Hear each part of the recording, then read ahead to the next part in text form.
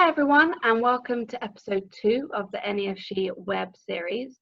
I'm your host, Chloe Raco, and I'm joined today by one of our brilliant player ambassadors, Kaylee. Today, I'm really excited to have two great guests join us from the Soccer Mindset Academy to discuss athlete mindset. So today, I have with me Freya and Fanny, who are part of the Soccer Mindset Academy team. So, welcome guys. Hello. Great to have you on. Let's, jump right in shall we discuss, first of all, this whole program is really about kind of female empowerment and the need to kind of really empower our young kind of female athletes. So I guess my first question for you guys is, why do you think that that's like important for us to have some kind of female empowerment, and is there like a need for it, do you feel? Definitely. I just taken from my program where I study at USF, we're 1/3 girls, and that's not even on the player side, that's just business side. So I think the last couple of years we've seen an increase in both popularity and more women taking to the stage in the world of soccer. But previously there's been, or still, there's a lot of barriers to even succeed. So I think it is very important to have these programs to show girls all over that it's possible to do what you want, and to show them that it's worthwhile to go after what you want. Yeah, definitely. Yeah, I mean, to be honest, I can't really add much to that, apart from I think that this is more about equal opportunities in general, I think. So you could even take that argument outside of soccer and apply it anywhere, and just say that, resources for females, women, girls, whatever age really, in any area of life, especially when it comes to performance like sport or business, I think is massively valuable now more than ever, because more opportunities are opening up, and the more we can support people to take on those opportunities and to succeed, the more we can role model being successful women and females in our areas, and the more we can encourage and role model for young people coming up through the ranks, whether that's sport, business, anything really. So yeah, I think it's great that there is some focus on this and that you're doing this podcast. Yeah, I think, and building on what Freya said there, that especially with equality and opportunity, the Women's Sport Foundation, they said, I think it was last year, that in the States, women have 1.3 million less opportunities to play high school soccer than that of men. So it is very important to shine a light on it and give to increase the opportunities for girls in soccer or any area really. Wow, I actually didn't know that's such a staggering statistic that I had no idea about. So that's why I think for us it's just really important that we can kind of give some kind of tools to help our female athletes and get them the best opportunities that they can. And I think that kind of ties in nicely with having you guys on and talking to you about kind of like mindset and what that sort of means. So I guess a lot of the girls watching are going to think, what does mindset really mean and why is it kind of important? So are you guys able to like elaborate on that for us? Yeah. In fact, I'll quote almost word for word from our psychology advisor, just so I make sure it's all like as it should be. But basically, research shows what separates the best from the rest is a core set of mental skills that together form what we call a mindset. So they are confidence, motivation, focus, the ability to stay composed under pressure, and communication. And they are like the fundamental skill set which are key to sustaining high performance. So that's what forms a mindset, or certainly a high performance mindset. And basically, mindset determines whether you get the most out of your other abilities, like your physical abilities. Okay. So you could train really hard every day, but we are a whole unit as a human being. We have a mind and a body, and if we only address one of those things, just like if we only worked on mindset and we never exercised, we are missing a really key part of our peak performance ability. So mindset's massively important, and it's one of the 4 pillars of player success, but it is really underrepresented most of the time in terms of player development, which is why we focus on it. And the other reason that it's super important at the moment is due to what everyone knows is happening, which is this global pandemic. Yeah. And the fact that mindset, you know, in encompassing motivation and focus and being composed under pressure, it's actually about being resilient. And under the kind of pressures, the unprecedented, bizarre situation we find ourselves in, you know, staying composed, being resilient, remaining motivated and focused is a big challenge for everybody. And that's why working on your mindset can actually really help improve your quality of life at the moment, as well as your obvious quality of performance in sports. That's like really, really interesting and really important as well, because I think a lot of the time we just assume that this mindset is all about sports, but actually, you know, it can really relate to anything in life. Yeah, yeah, absolutely.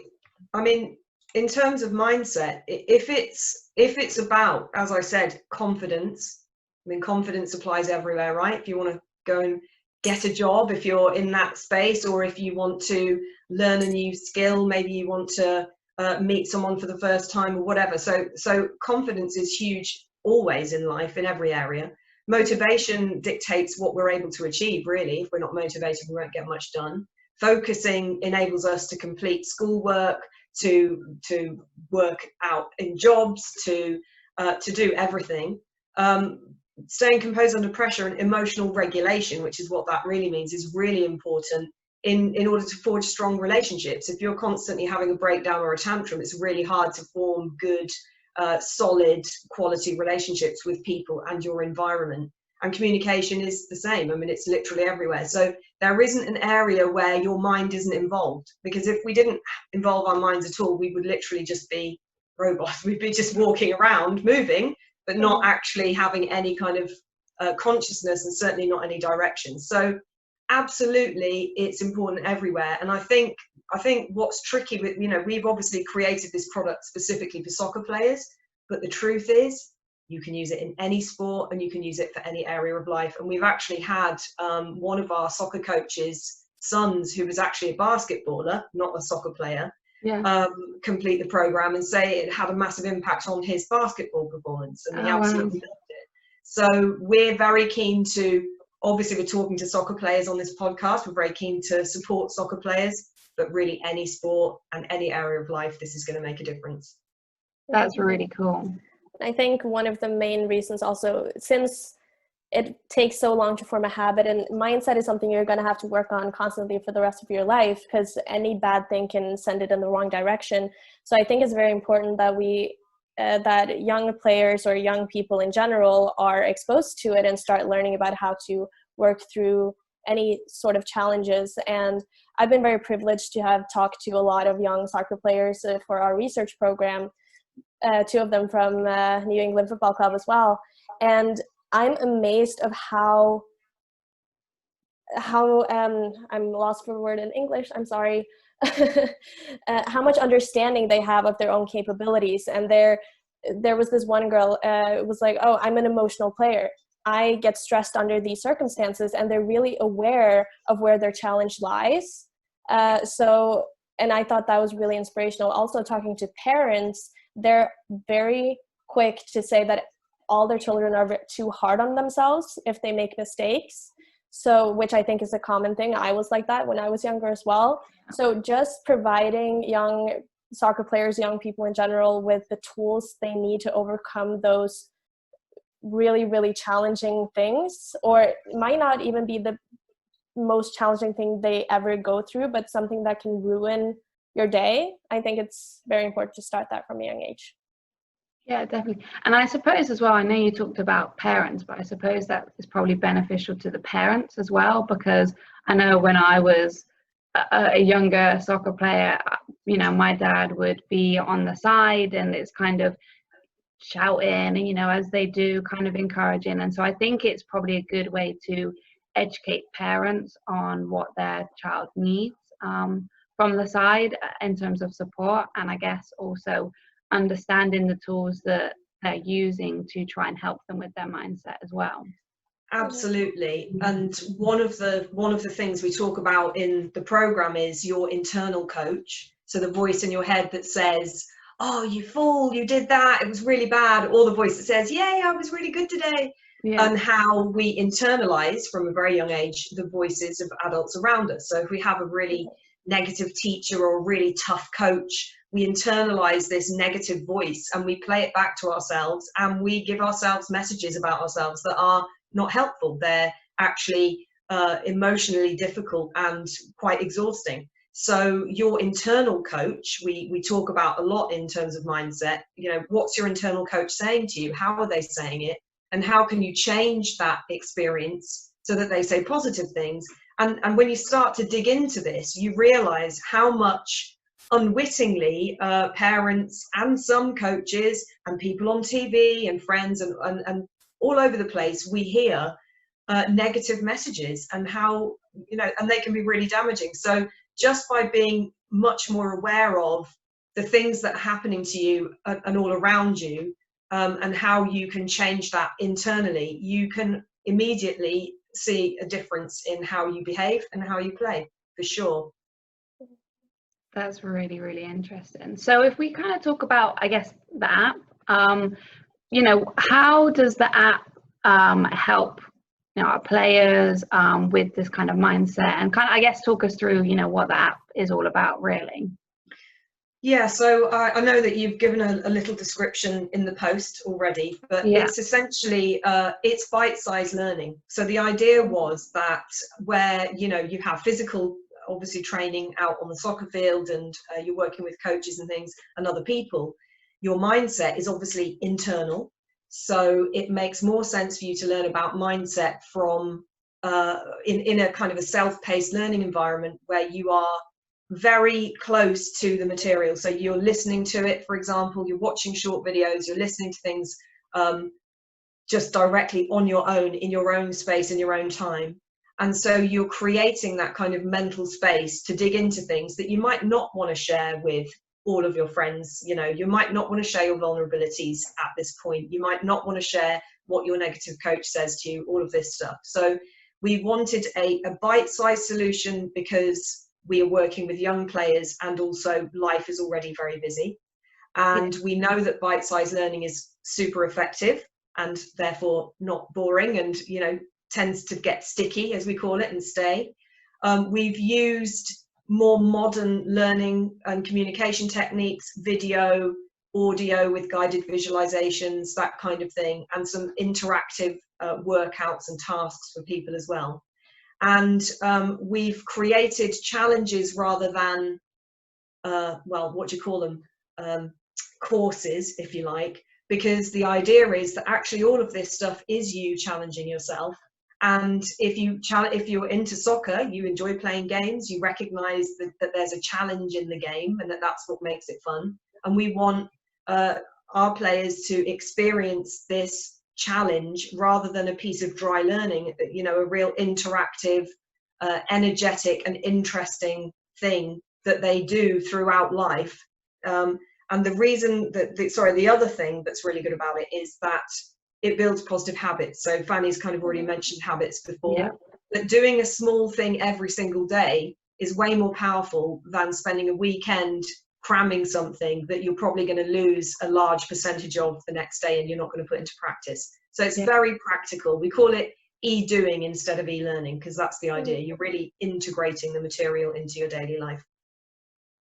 And what is also, I think, is a positive on it is the way the whole course is designed. It's so that we have players who are from the age 10 up to age 18 or even above. I don't really have the numbers. I think Freya maybe have more correct ones, but those are the ones we're actually researching right now, between 10 and 18. And it applies to everyone because mindset is for everyone, and it's not going to be too difficult for someone. It's not going to be maybe too easy. Some might even have worked on their mindset before and might recognize some things, but it's for everyone because everyone has a mindset. Yeah, I think that is great. The fact that, you know, it hits, you know, especially for us, it hits kind of all of our age groups and beyond that. So it just means that every single one of our players can have access to this and be able to improve their mindset, you know, almost right from the start, really. If we kind of think about our female players just in general, what kind of would you say are like the key tools or areas that they would maybe need to focus on more? Is there not necessarily key areas that they would need to kind of focus on, or is it just more, you know, as a whole? I mean, mindset is a whole, so it's an organic kind of thing, and everything interacts with each other. I think that the words that probably would resonate most with players are words like confidence and self-belief, that kind of thing. Yeah. And that's really because I think a lot of people think that mindset is literally about just confidence. Yeah. and that's understandable, right? Because that's when you hear about it referred in the news and books and stuff, it's like your mindset. They talk about resilience and confidence a lot. So I think that all, you know, we talk about mindset skills in terms of the skills that are being performed to produce a certain outcome, right? The outcome might be confidence. The skills that you're performing to get that confidence are skills. They're not confidence itself, if that makes sense. So it might be worth breaking down what confidence is, because I think that's probably going to be the most useful and interesting and relatable topic for your players. Yeah. So we've talked about what mindset is. I will just I've got a list here of the things that identify a peak performance mindset, which I'll rattle out super quick. And then I'll talk about confidence. So peak performance mindset, there are 5 player attributes that you need to focus on to develop your peak performance mindset. They are preparedness, enthusiasm, focus, balance, and education. So preparedness, how you prepare for things generally and how you organize yourself. Enthusiasm obviously contains things like energy and motivation and commitment, that kind of thing. Focus is what it is. Balance meaning emotional balance and resilience, and education meaning a willingness to be open to learning, trying new things, and taking on critical feedback and that kind of thing, you know, instead of la la la. So they are the key 5 player attributes, and that's what we cover in our first 10-day challenge. Then in the 60-day challenge we cover the 10 key mindset skills, and one of those programs is called confidence. And you know, what most people think confidence is something that is just something, someone's just got it or they haven't got it. That person's so confident, they're like, they've really got it. And so it's almost like, if we think that way, well, we're saying it's out of our control. We've either got it or we haven't. But actually we can create confidence. Because everyone has a seed of it in certain situations, even if they don't feel that way all the time. So you can actually break confidence down into 2 things, which is a belief and a feeling. So what we believe about ourselves is our self-image. That's part of confidence. If we see ourselves as competent and able, then we might feel confident. And the other thing that is part of it is the feeling, which is self-esteem. So what we feel about how we're able to perform. And the feeling can come in via a trigger. You know, you could hear a certain song that makes you feel really pumped and like, yeah, I can do this, boom, you know, like Rocky. So when we talk about confidence, we make a big point of explaining that luck is not part of confidence. It's not. Confidence is not outside of your control. You can create confidence by nurturing it where you find it and growing it, and also by learning how to trigger it intentionally. And when I say, you know, seeds of confidence, I mean, let's say, for example, it can be, this sounds kind of a bit crazy, but it could be simple as someone says, well, you know, where's the bathroom? And you're in a building and you know where the bathroom is, and you say, oh, it's down the hallway. At that point, you are confident, you are sure and certain of that fact. You're not questioning yourself.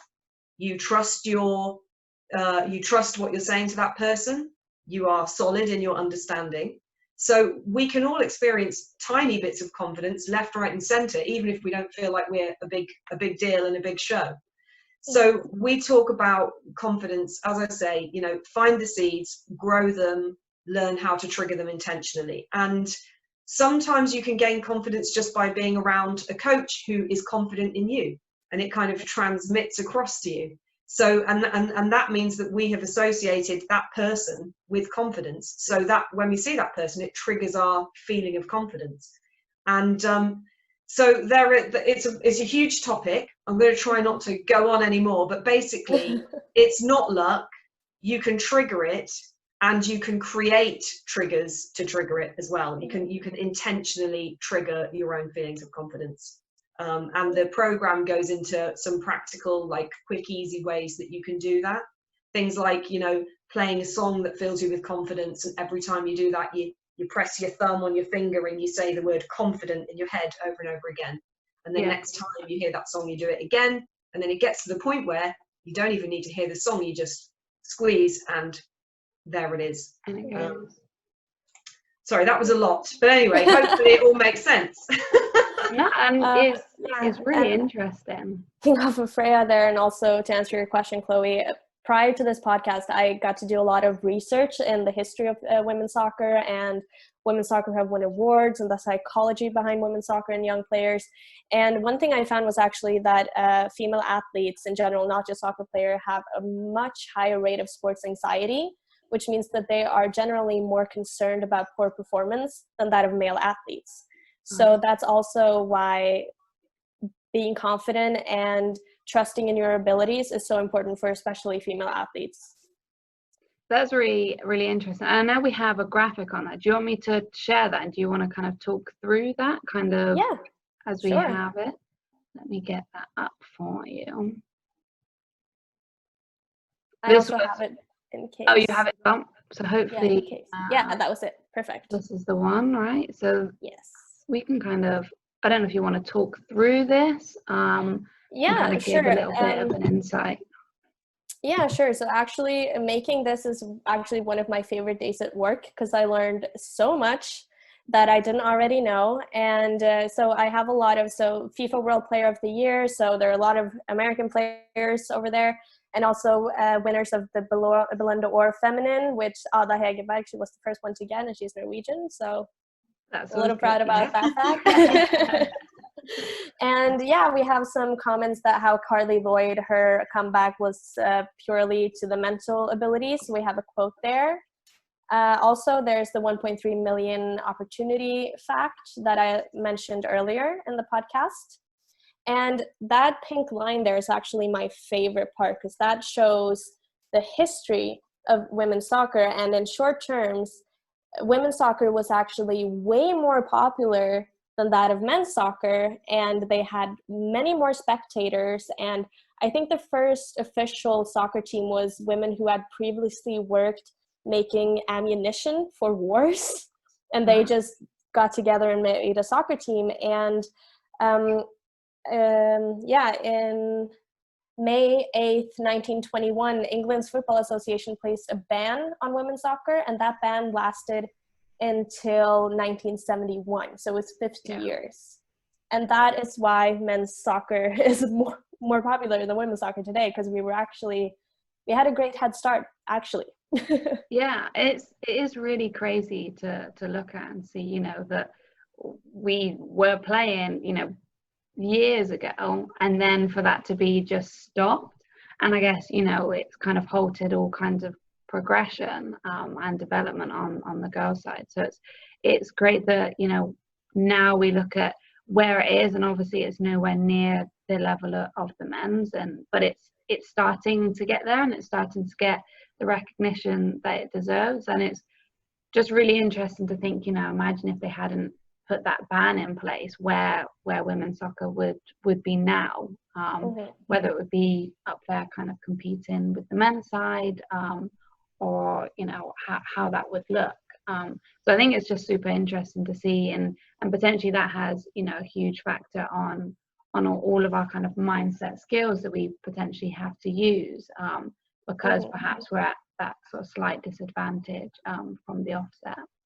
Definitely. And also Freya mentioned before education, that you have to be open to learning new things. And I think the lack of knowledge on this history is actually holding us back, because how many times haven't you heard something like, oh, you throw like a girl or you run like a girl, and when in fact, well, we kicked ball before you. So when having that actual factual knowledge to be able to come back with something, I think it would empower a lot of young soccer players. I know it has with me. Like, I have used this so many times against my guy friends who wouldn't invite me to watch Champions League finals with them and stuff like that.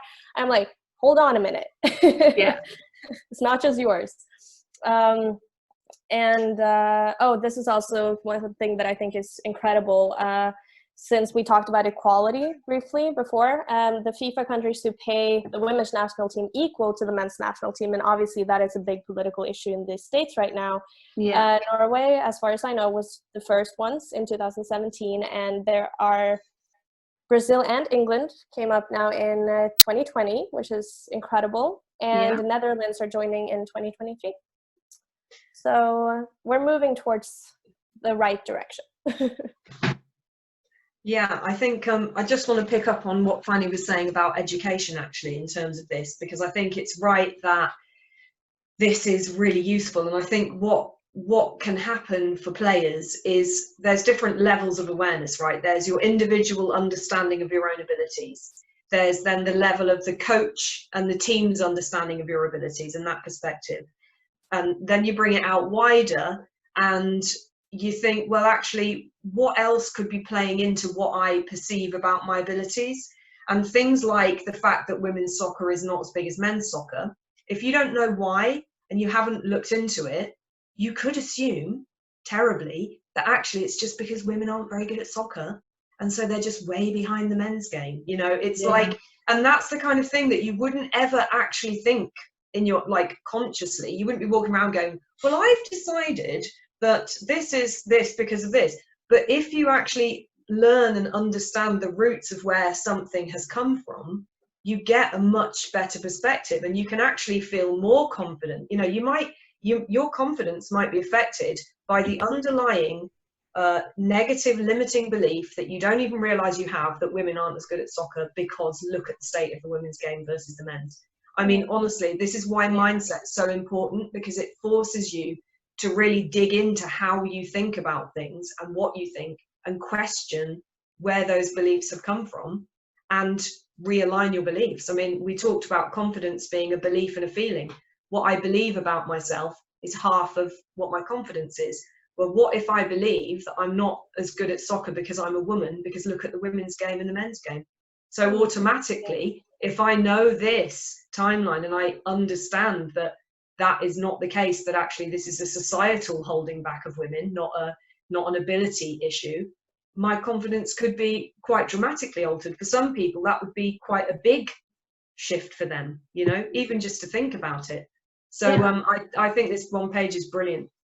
And it's great. We have this as well. So thank you, Fanny, for putting it together. And we're going to add it to our October issue magazine as well. So this is going to be available for all of our players to have a look at properly, and then just have their own copy of it as well. And I think it's just really cool, and it's really, really important to just kind of know the history, and then, you know, all of these really cool facts and how we are getting to where we want to be. And I agree, Freya, there's so many times, you know, when I was a player, or even kind of as a coach, that there is this thought that because I'm female, I'm not going to be as good because the sport is so dominated with male athletes.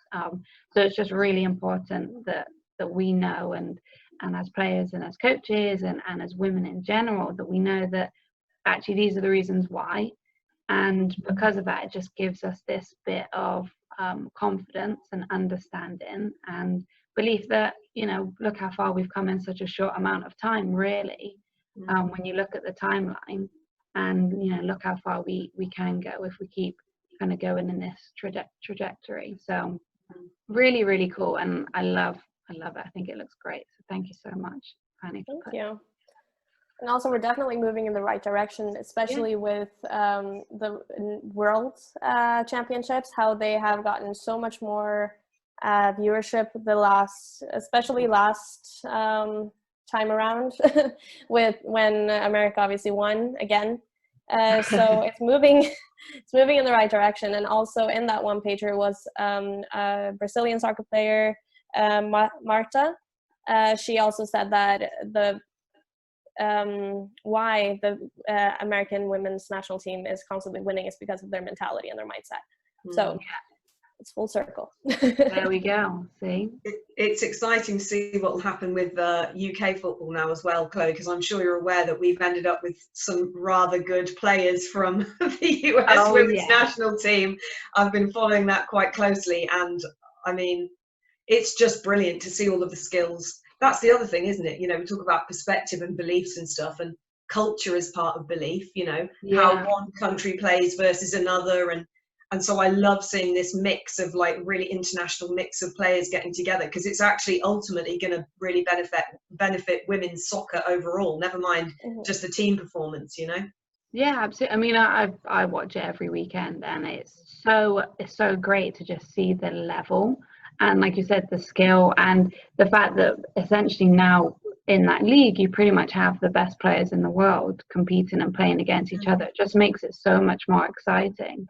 And I just think that the level has all of a sudden just jumped, you know, huge, and it's exciting to see the recognition. You know, you've got players coming from all over the world to want to play in that league and mix with the best. So I think just being able to watch that, I'm constantly saying to my players, you know, get on the FA player and watch the games, because it is really, really, really exciting to see. And hopefully, you know, it just keeps getting better. So I guess, you know, we talked about confidence and how that's kind of really important to focus on, and part of the app has the confidence tools to help you. So Kaylee, I know you had a couple of questions sort of around you know, the mindset and when to use them. So I don't know if you want to throw some questions towards Freya and Fanny about that. Yeah, sure. I actually have like class in a few minutes, so I'm only going to be able to ask like one or two. No, that's fine. No worries. So like, I guess one of my questions is like, if you're like feeling nervous or something before, like, let's say like the SATs or like a really big test, like, can you like use these skills, like just to, like, can you like if you learn something from the app, can you take that skill and like practice it right before the test, so like you get like a little confidence booster and like you don't feel nervous nervous anymore, I should say? Yeah, absolutely. Definitely. Great question. I mean, what we try and do with the app is give you something that you can do anytime, anywhere. The more you do it, the more effective it gets.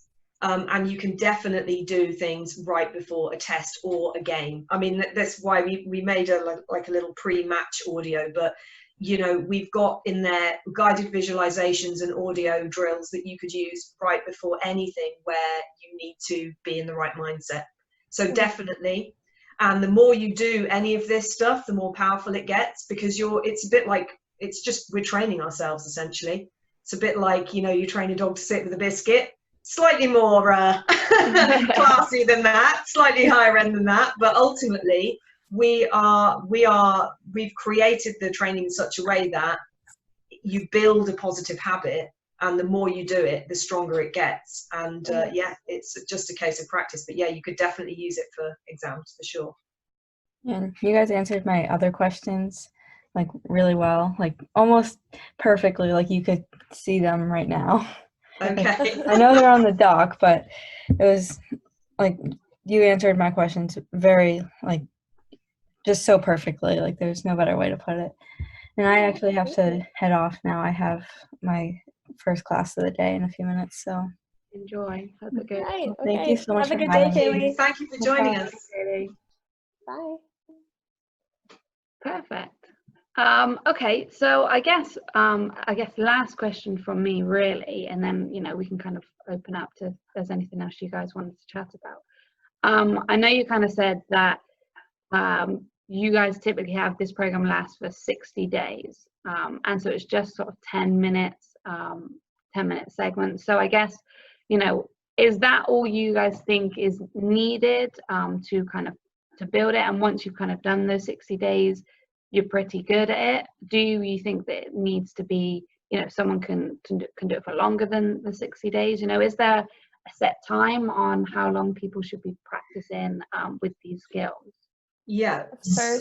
First off, the reason why it's 60 days is because it takes that long to form a habit. So the fact that it's a challenge before it becomes a habit, that's why it's built in that way. And if you think about it, it can be challenges for gym or challenges for anything, that when you have to start doing it in a methodical way before it becomes innate and before you even start to think about it without having to think about the challenge in itself. As far as how long you should be doing it, Freya, I'm going to kick that over to you. Thank you. So I think probably just to clarify as well, we have 2 challenges. So the first one is 10 days long, and that actually is shorter because it's a taste of how the learning works for people, so they can experience like what it's like to learn in short bursts through the day in the app. But it's also because it talks about what mindset even is and why it's important. Before we go into all of the different parts of mindset, it's like, well, what even is it? We've had that conversation now. Lots of people have no idea. Lots of people don't think it's a big deal, or they don't recognize the size of the impact it can have in terms of their success. So the 10 days is really about awareness. And then we have 60 days, which is drilling down into, okay, what do elite athletes do? What do the pros do that's different? And what they do differently is they focus on their mindset.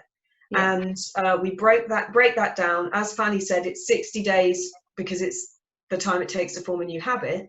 But in terms of frequency, what happens is you complete the challenge, but no one ever really completes the challenge in the world, because mindset skills and how you respond to things will be with us all of our lives. As long as we're alive, we'll be thinking and we'll be responding to things outside of ourselves and internally. So the learning will never end. The practice, ideally, you would always do.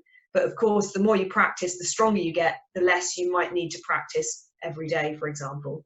And what's really good is when you start these challenges, especially the 60-day challenge, if you get pro level membership where you do the 10 and the 60-day, you have access to all of the tools for a whole year. So what we recommend is that actually you do the challenges, but then you keep listening to the audios and watching the videos back if you need to, but you just keep that as part of your daily practice. And so many people would listen to, many songs per day, right? So it's just on your audios, a couple of minutes, and it can make a dramatic difference to your day, how you feel, how you perform. And also, I guess like you said, your mindset will essentially change through different experiences that you might be facing. So it might be that you might be focusing on one aspect more than another, but then something happens in your life and that might change. So it allows you to be able to shift focus maybe to another aspect of the tools that you might need to use. Definitely. I mean, once you know what's in there, then you'll know, okay, well, actually today I really need to look at focus because I can't concentrate at the moment and I've got all this stuff happening. It might be in a week's time, you're actually thinking, well, I've got this big thing coming up, I want to focus on confidence. So it is literally like, it's like a menu you can pick and choose from. But what we suggest, obviously, and you have to complete it, 60 days in a row, is you've got to understand what mindset is and why it's important first to really learn it properly. And then when you are learning it, you've got to see how all of the jigsaw fits together before you then go into the menu mode and just pick out what you want whenever you want for the rest of the year. Yeah. No, that makes complete sense. Absolutely. Fanny, is there anything you wanted to add to that before we tie up? No, just I'm thrilled that you're doing this podcast. I think it's brilliant, and I hope it gets really widely circulated. Not because, I should say, no, I don't want that because of the hair day I'm having, but I do want it for women's football and soccer, I should say soccer, because I mean, the more we can do for young women, females all over the world in any capacity, but definitely, as I said, in terms of places where they're looked at to perform, whether that's business, whether that's sport, I think the better. I'm thrilled to be on here. I'm thrilled that Fanny's working with me. She's been incredible to work with in terms of research, and as a young female with lots of confidence and ideas about empowerment as well. So I'm just really happy to be part of it. Thank you for having me on. Oh no, it's been a pleasure. Thank you both so much. You've been amazing. And I know everything you said, you know, Kaylee kind of summed it up. You've pretty much hit everything that all of our listeners are going to want to know about. So the Soccer Mindset Academy app is obviously readily available for them to use. What we will do at our end is we'll add it to the magazine that have a link to it, so we can straight away give them all the details on that, so that they can go and use it. And you know, there's the 10 days. It is free to all of our players to start off with, so it's free 10 days. Have a little go on it and just see what you think. And like Freya and Fanny have said, it's an opportunity to learn about what mindset is, which I think is really important for everyone. And then, you know, if you're interested, there's options then to upgrade and go for the full 60 days, which is something that I would absolutely recommend. Having been on it myself on the app, I just think it's a really brilliant resource to have, and I wish I had that growing up. I think it's great. So thank you so much. Thank you for everything that you guys have done for Soccer Mindset Academy, and thank you for joining us today. Pleasure. Thank you.